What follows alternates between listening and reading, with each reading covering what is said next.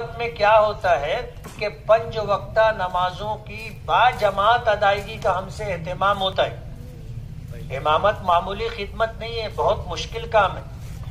मैं कई मरतबा सुना चुका, एक मुसल्ली था मुझसे कहने लगा कि आप इमामत करते और तनख्वाह लेते,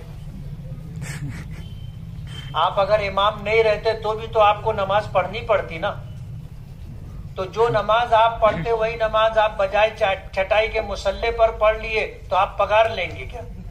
मैंने कहा नहीं, बात ऐसी नहीं है, समझ समझ का फर्क है। बोलो एक काम करो। बोले क्या?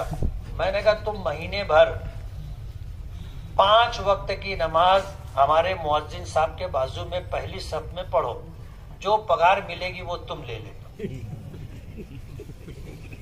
जो तनख्वाह मिलेगी वो तुम ले लेना।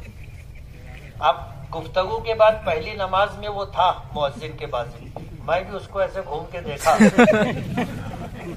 दूसरी नमाज में 2-4 लोगों के बाद था, मैं उसको देखा ना तो वो सर उठा ही नहीं रहा था नीचे से। तीसरी नमाज में पहली सफ के आखिर में था और चौथी नमाज में नहीं था पहली सफ में। अब हमारे यहाँ सहूलत ये है कि नमाज पढ़ाए, सलाम फेरे, दुआ किए, निकल के मदरसे में चले जाते हैं और वहां से दरवाजा है, मैं भी सहन में आकर के खड़ा हो गया उसका इस्तेकबाल करने।